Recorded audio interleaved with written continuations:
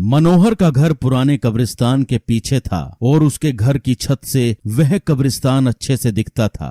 वह रोज उस कब्रिस्तान को पार करके ही अपने काम पर जाता था। मनोहर के 2 बच्चे थे और दोनों बच्चे बड़े ही शैतान थे। बड़े बेटे का नाम रोकी और छोटे बेटे का नाम विक्की था। एक बार गर्मी की छुट्टियों में रोकी और विक्की की बहन सोनिया भी आई हुई थी। तीनों मिलकर रात के लगभग 12 बजे एक रूम में ट्रूथ और डेयर खेल रहे थे। रोकी सोनिया से पूछता है कि तुम ट्रुथ लोगी या डेयर। सोनिया डेयर लेती है और पूछती है कि तुम लोग कुछ खतरनाक करने के लिए तो नहीं कहोगे ना। ये हुई ना बात, तो जाओ अब छत पर से घूम करके आओ और छत पर रखे गमले में से फूल तोड़कर लाना, तभी हमें पता चलेगा कि तुम छत पर से आई हो या नहीं। तो छत पर से तो कब्रिस्तान दिखता है। नहीं, मैं नहीं जाऊंगी वहाँ पर। रोकी और विक्की दोनों सोनिया को छत पर जाने के लिए जबरदस्ती बोलते हैं। सोनिया छत पर जाती है और जैसे ही गमले में लगे फूल की तरफ बढ़ती है, तभी उसकी नजर कब्रिस्तान की ओर पड़ती है। कब्रिस्तान में एक बड़ा सा सूखा पेड़ होता है। वह देखती है कि उस पेड़ पर एक सर कटी हुई उल्टी लाश